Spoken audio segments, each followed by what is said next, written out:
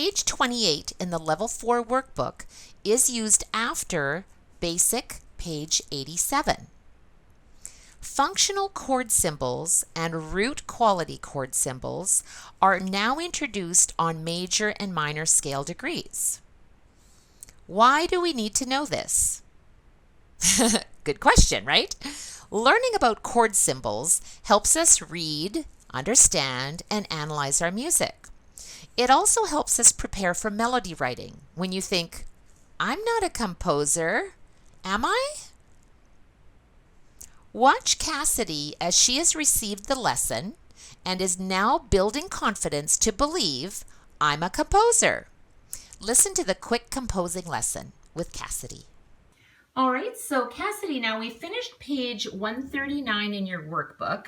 So today we're going to talk about composing, and we're going to use everything that we've learned so far about our root quality chord symbol, our functional chord symbol, and we're going to apply that to composition. Can you go ahead and play the root quality chord symbol of the first example here in your Level 4 Supplemental Workbook?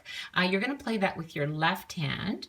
So we're going to play, first is the 1, the C chord, and then is the F chord. Very good. That's the subdominant. Then you're stepping up to the dominant G. Dominant G. Excellent. And then you're going to end on C, the top. C chord. Okay, excellent. So now we have the first part of the melody mapped out. So go ahead and play that with your right hand. And then we're just going to do it hand separately first. So looking at the rhythmic pattern, we're going to follow the rhythmic pattern. What is the time signature here? 4/4 time. 4/4 time. Okay, so let's go ahead and follow that rhythmic pattern. And we can also use the same melodic pattern. When we repeat a melodic pattern, it means that we're following the same intervals, right? So you can maybe repeat that in the second measure and then change it up in the third measure. So let's go ahead and starting on your C.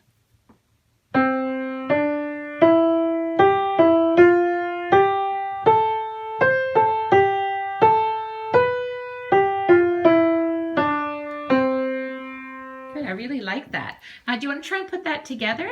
So now you've got your root quality chord symbols, right? And so you've got your melody, and let's see what it sounds like. This one's for Tito.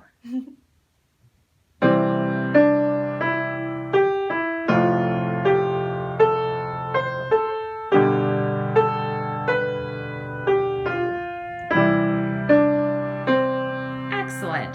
So now we can add some solo sparkles.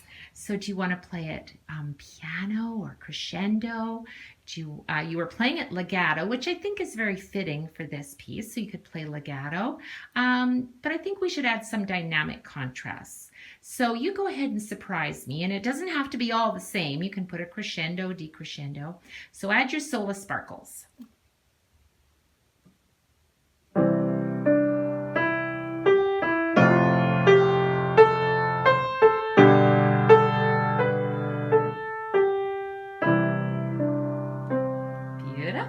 What solo sparkles did you add? I added a crescendo and a decrescendo. And you did a really good job. All right, thanks, Sola. That one was for you. The third success technique is achieve. Achieve mastery. Technique is defined as the execution or performance of an artistic work to achieve mastery. We all want to achieve mastery in whatever our goals are.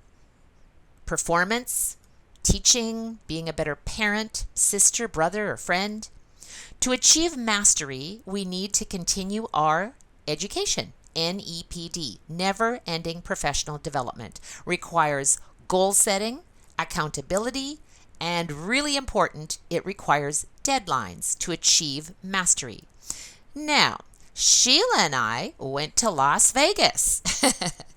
No, not to achieve mastery at the slot machines, but to achieve mastery as educators by attending a professional development music teachers conference, and to achieve mastery in growing our Ultimate Music Theory program by connecting with other like-minded teachers.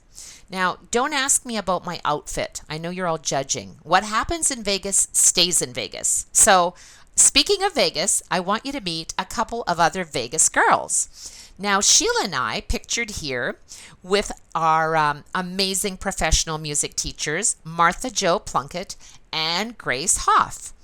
Not only have we become friends, but we also share a common goal, a passion, to achieve mastery at our craft as educators and to have fun doing it. And I am so thrilled to call Joe and Grace our friends. Sheila and I think they are awesome. They rock, and they certainly rocked Las Vegas, I'll tell you that. But that's for another webinar, so I'll just leave it at that.